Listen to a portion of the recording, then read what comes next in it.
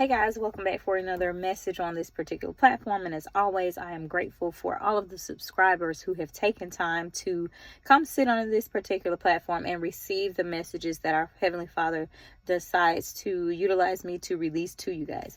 And so as always, we will start with our verse for the week, which is none other than Hebrews 11:1, and it reads, "Now faith is the substance of things hoped for and the evidence of things unseen." That's right. We're required to have faith in the things that we cannot see. That is what makes the work of His hand so significant in our lives, because it's not something that we can reach within a tangible grasp, but something that, spiritually speaking, has to take place through you believing in something that you cannot see. And so our message for today is, there is no chaos in the kingdom of heaven.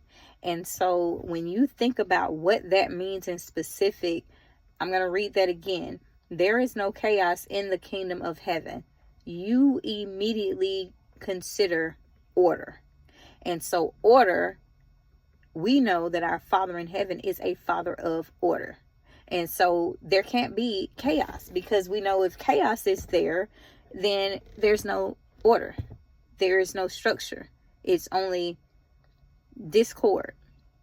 And so several points that I was given was structure is required. Planning is required. Preparation is required. And progress is made. And so all of these different things go hand in hand with order. And so let's break these down. So the first being structure. Structure by definition is something of many parts being put together. So you think about the account in John 15 verses 5 through 11, when he talks about him being the vine and the branches stemming from the actual vine itself. He is the primary source of everything that flows from that vine. It's no different with you and how he utilizes you within his plan and his purpose for whatever he's calling you to. And so when you look at the structure, which is something of many parts being put together, you're going to recognize the different matters that came from this. One being, this requires intentionality. You have to be intentional about what it is that you're allowing to house within yourself, spiritually speaking, mentally speaking, emotionally speaking, and physically speaking. All of this is intent. You have to have an intent for something to take place. What are your intentions?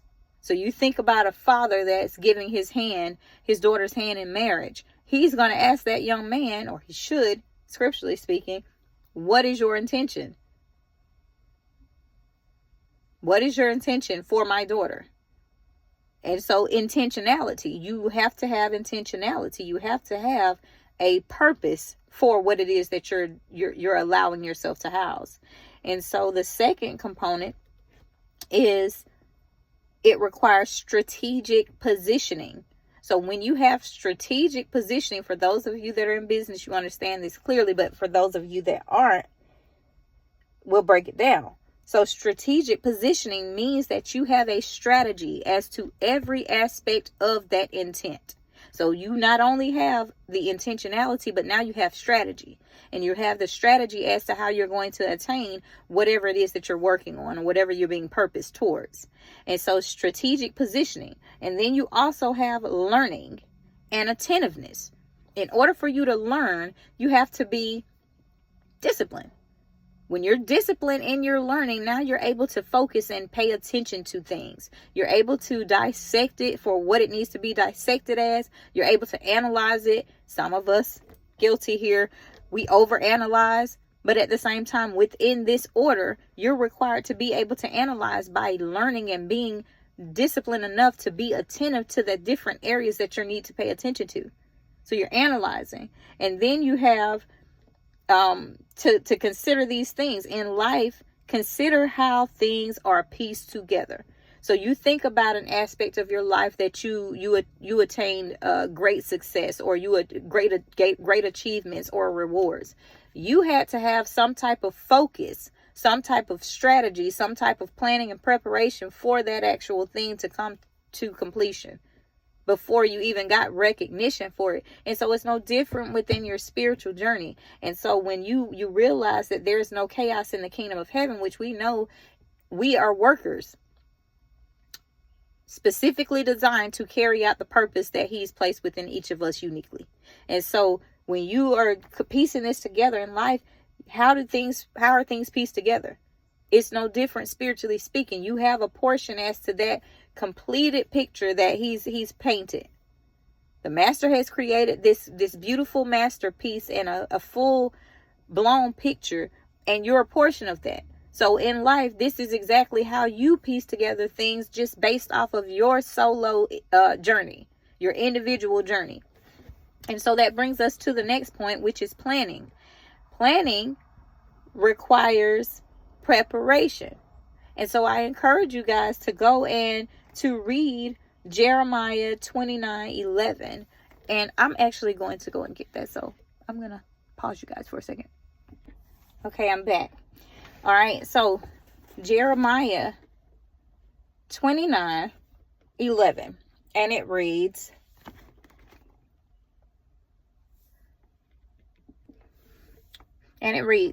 "For I know the plans I have for you, declares the Lord, plans for welfare and not for evil, to give you a future and a hope."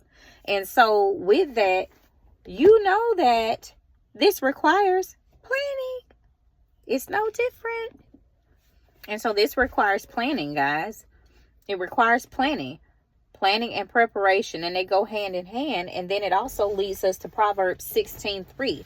And so for those of you who are new here, then you already know I'm going to ask you to go and feast your eyes upon it, because anytime someone's asking you to read scripture, you should be looking at that very verse yourself, just because you should. All right, so Proverbs 16 verse 3. Let's turn there.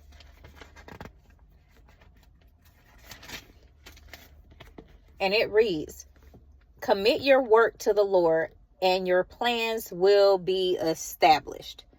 Do you see that? Your plans will be established. So that means your structure has caused you to learn. And now through your wisdom, now you're actually putting forth a plan. And then, as we see throughout scripture, when you commit your work to our Heavenly Father, now your plans are being established. Now your plans are being established, guys. And so when you start to think about this, several different key points come from this specific area as well. When you're planning and you're in preparation mode, this requires diligence as well.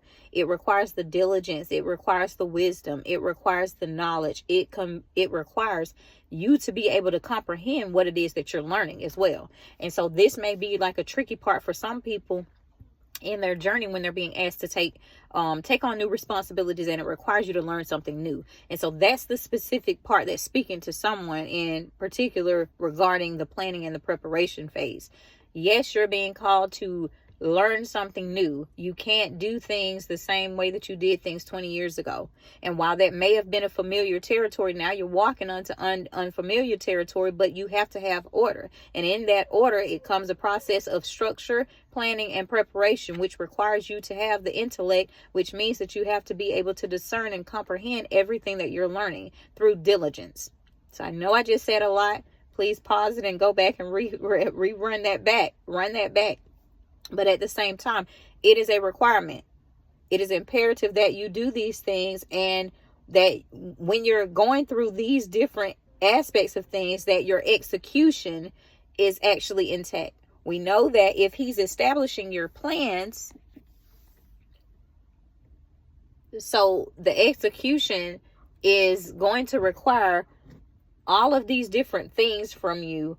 And when you get to the execution, you have to have a certain level of ability.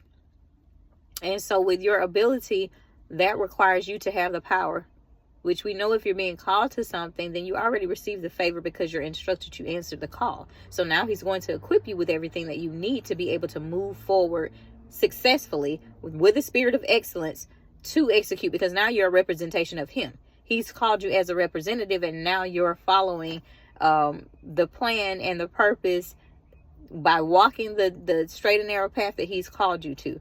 You've answered the call. You've been chosen. You've been selected. It's kind of like that little kid when the teacher asks a question and everybody raises their hand, but then she chooses one student. That is just like you asking the question. Well, our Father in heaven asking the question and you raising your hand, but he chose, and he chose you. He chose you. You answered the call. The question was asked and you answered the call. And so being selected requires that execution. So when you're called, that's not the end of the road. That's not the end. That's the beginning, because now you've been selected. You've been selected. So in that selection process, you've been chosen. You've been chosen. So now what do you do now that you're chosen? Now you work. So that's the execution. And that execution is going to require prayer. During this phase of planning, it requires prayer, guys. It requires a greater level of connectivity than you've previously housed. So it's just like all of the different aspects of the unfamiliar territory. It's you have to, within that unfamiliar territory, learn new things. And in learning new things, you're asking him to give you what you need to be equipped with in a manner that you can comprehend and understand. And because it's something that he's calling you to, then he earnestly desires to be able to give you these things. And so you're praying for your ability, because with this planning and preparation phase, it requires you to have the ability to execute everything that he's calling you to execute. And so prayer, the ability to see the final outcome. And so when you're praying, the ability to see the outcome is a little bit different. The ability to see the outcome is a little bit different when it comes to being called and the order process. Because what this means is when you're praying for your ability to see the final outcome, this is not the end result, but it's before the actual completion of that thing. And so I released a message previously about confidence equating to reward.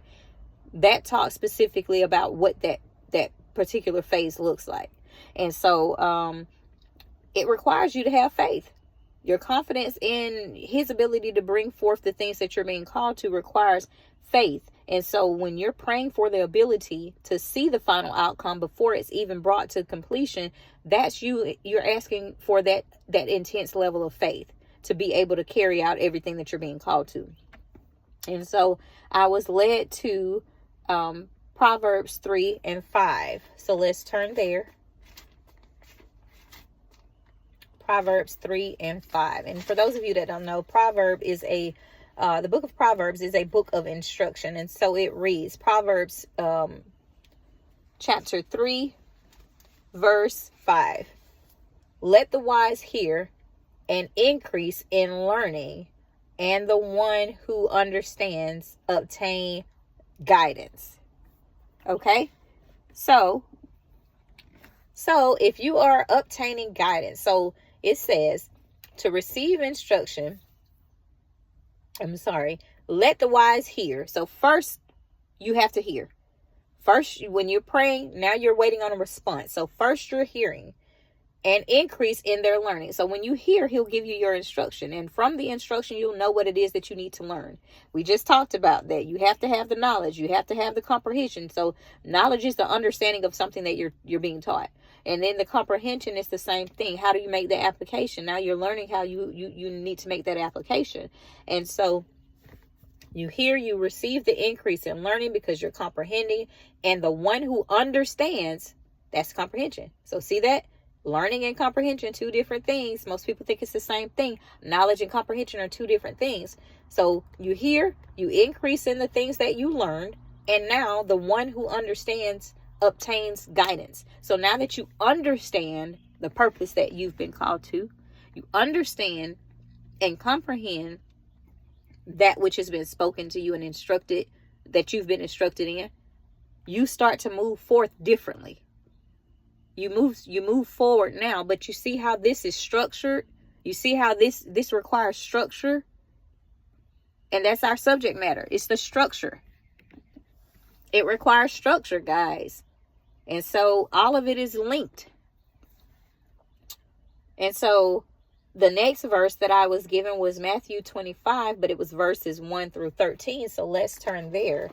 So we're going to go to the New Testament, and we're going to go to Matthew 25, 1 through 13. And for those of you that don't know, paraphrasing what it looks like, this is referencing the 10 virgins. And so when this fell on me during the devotion time, and as I was preparing for this message, pardon me,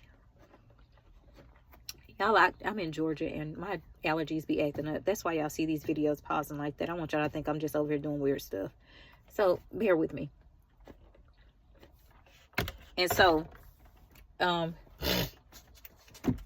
it's the parable of the 10 virgins. And so for those of you that are familiar with it, you know that there was an account of 5 of them who were prepared and the other 5 were not. And then the 5 that were prepared were chosen and selected as wives. And so it's no different. This is why it fell up on me when I was preparing for this message and when I was receiving the download. It requires you to walk by faith.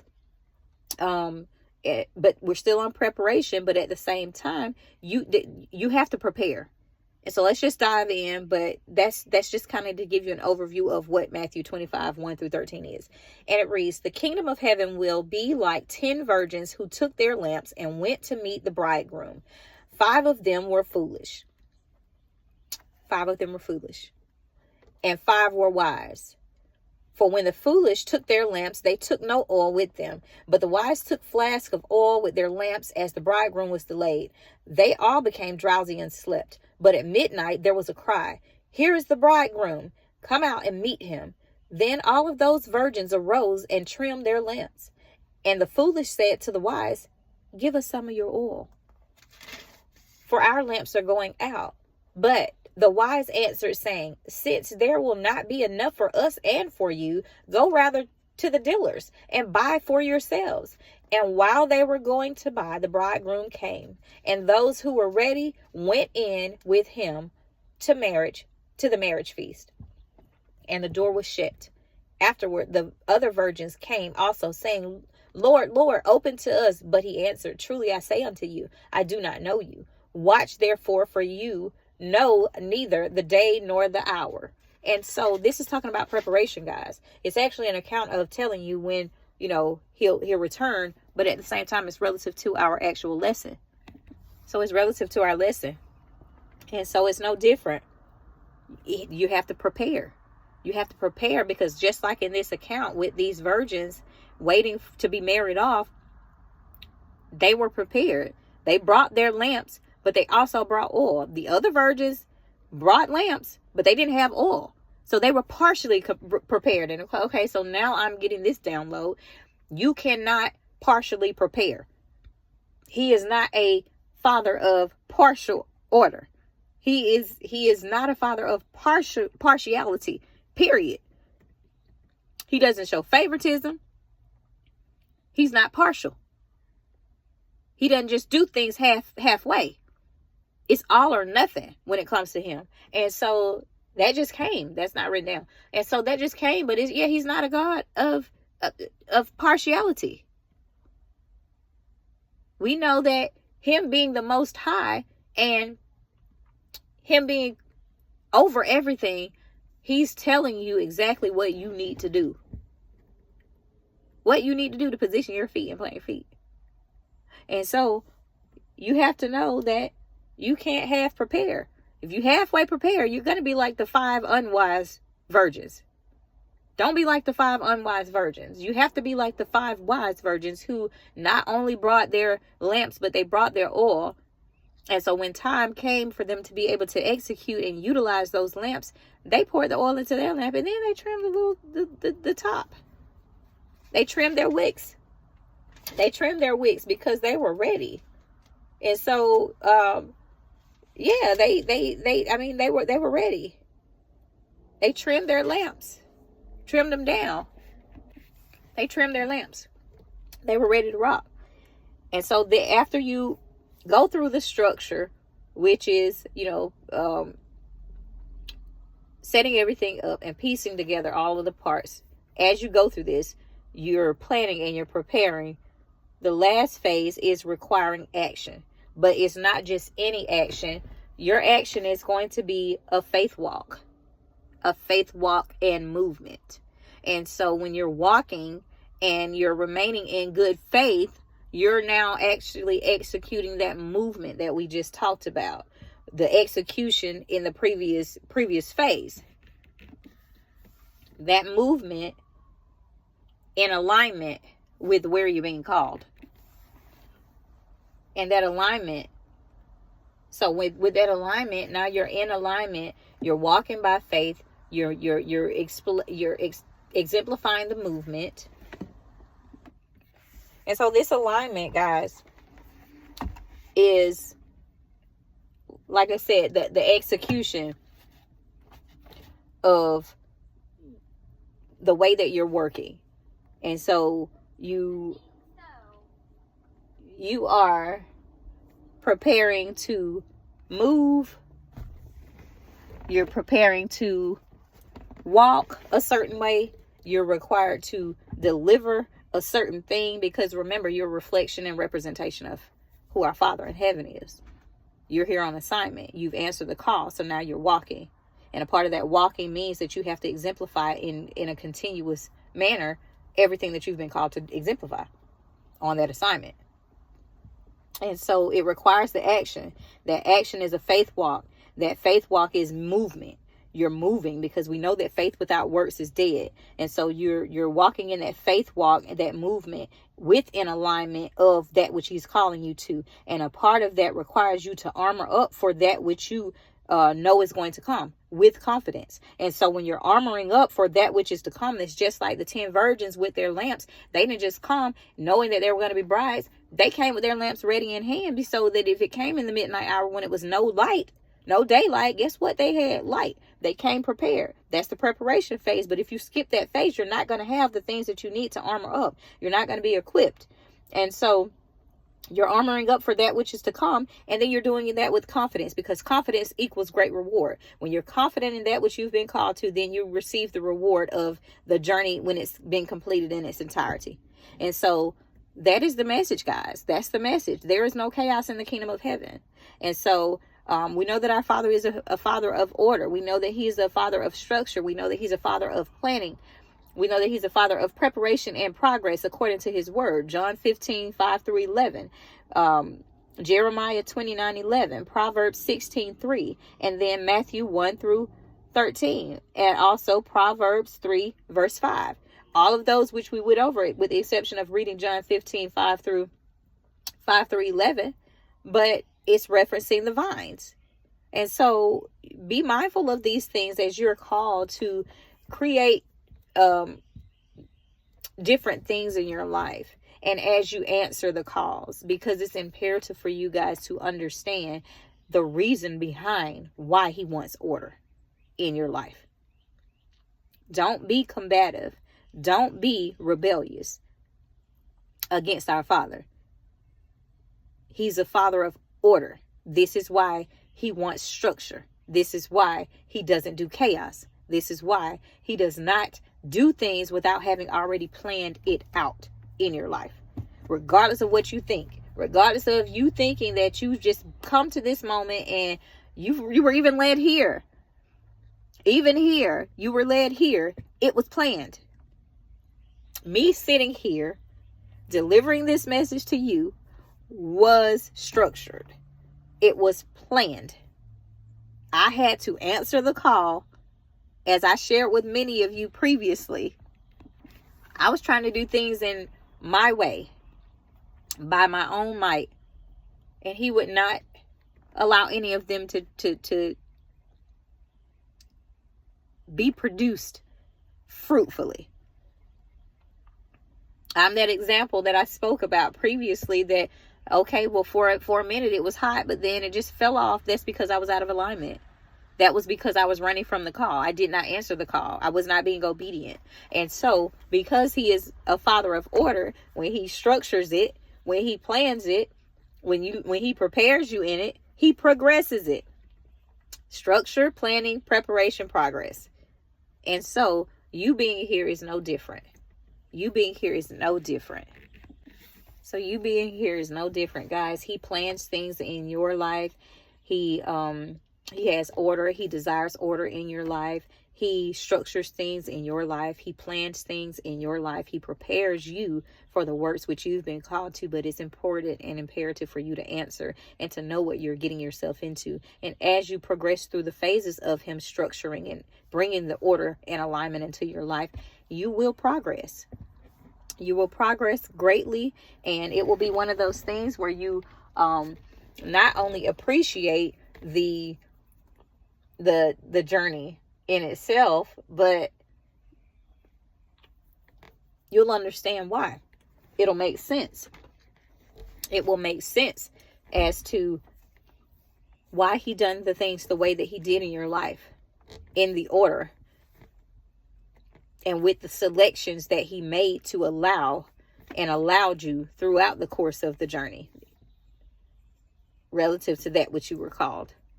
And so that is my message, guys. And so as always, I am more than grateful for you guys taking the opportunity to sit here and study our Father in Heaven's word with the delivery of this message to you guys. I pray for each and every one of you guys before you even get here.